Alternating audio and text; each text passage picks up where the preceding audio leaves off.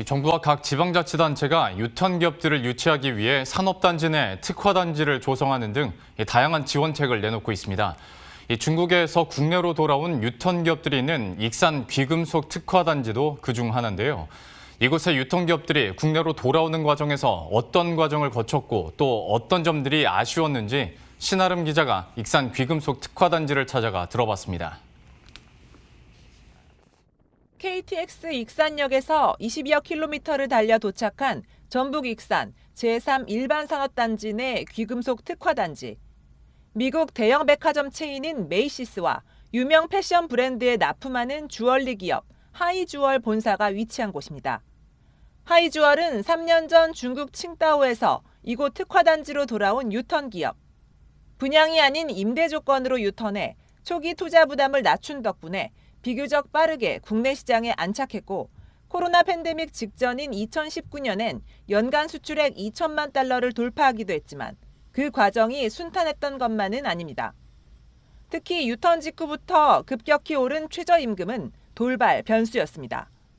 제가 2017년도에 유턴을 하려기 위해서 결정을 했던 그 시기와 현재 작년 2020년을 보면 거의 25% 정도가 인상이 됐습니다. 이 부분은 저희가 유턴할 때만 해도 계산하지 못했었죠. 이 부담이 임금이 거의 25%가 인상됨으로써 그 부담은 기업으로서는 상당히 어렵습니다. 하지만 우리 기업 입장에서도 언제나 그게 안고 가야 될 일이고. 치솟는 인건비 부담을 낮추기 위해 택한 건 설비 자동화.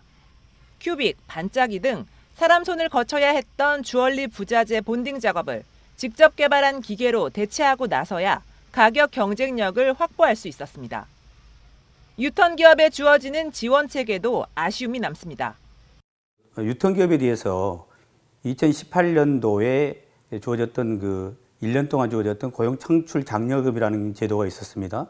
이게 2019년도에 들어서면서 2년 동안 늘어나긴 했지만 이것이 다른 지원 제도와 겹쳐져서 중앙정부가 지원하든 지방정부가 지원하든 지원책과 겹쳐지면서 결과적으로 중복 지원이 되지 않다 보니 유턴 기업에 대해서 특별하게 지원지는 지원 제도 자체를 다 저희가 볼 수가 없다, 혜택을. 현재 기업의 고용 창출을 장려하기 위한 다양한 지원금 제도가 있지만 중앙정부와 지방자치단체의 지원금을 중복해서 수령하는 것은 불가능한 상황.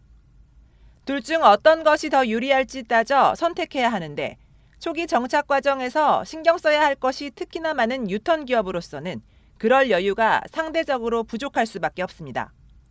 결국 우왕좌왕하다 2년이라는 지원 기간이 훌쩍 지나가 버리면 기업들이 체감하는 지원 효과가 그렇게 크지 않다는 겁니다.